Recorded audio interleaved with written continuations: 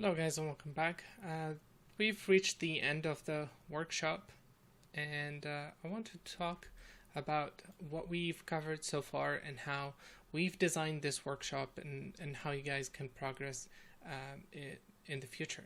So what we did during these 8 weeks is we got introduced to Houdini and then SOPs and then particles, fluids, rendering, RBD, flip fluids, and then rendering water again.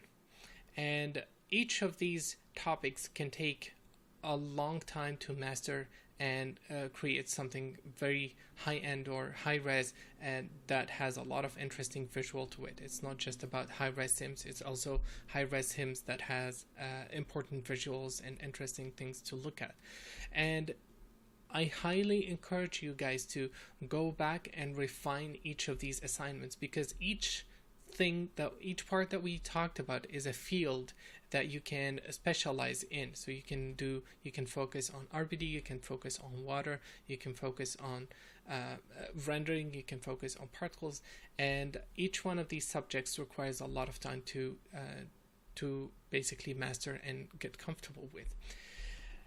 And during these 8 weeks, I tried to guide you guys and introduce you to all these fields and how you can actually create, control, and produce something that looks interesting, not just show you spheres and simple things. I wanted to do high res quality work as well as rendering, because I think it's very important when it comes to working as an effects artist to also do rendering.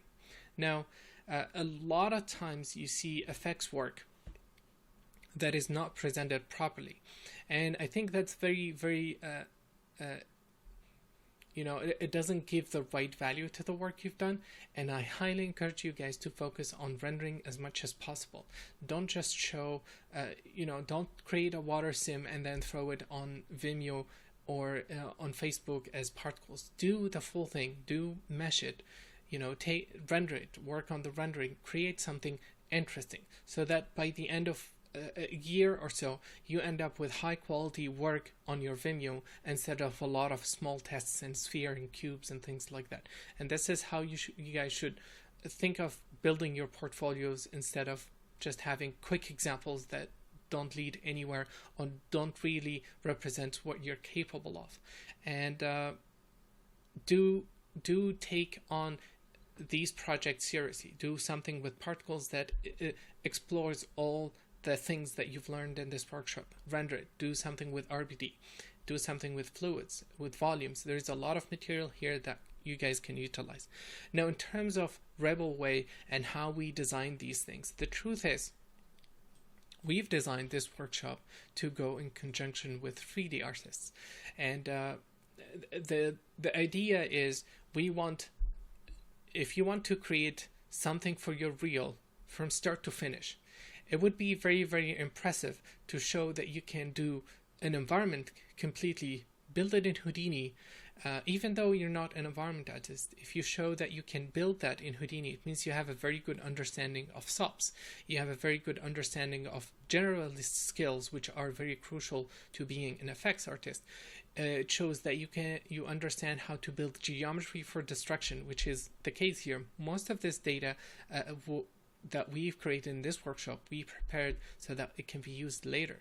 So we wanted to do these two workshops so that an artist could start from the 3D artist workshop, create a full environment that they can take to this workshop to, let's say, create an effects for it, destroy it, create some water sims, and basically do a full-on project from start to finish. And this is something very good and rich to use in your reel, not just do simple sims and things like that. Do full project has a lot more value.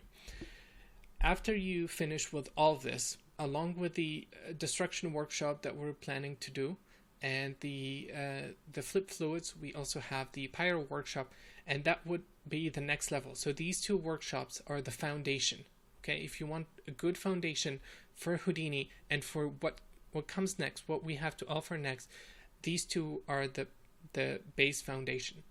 we highly recommend taking both workshops so that when you join any of the other workshops that we have, you get the proper foundation. Okay, the each workshop that we're designing has a prerequisite based on these two workshops.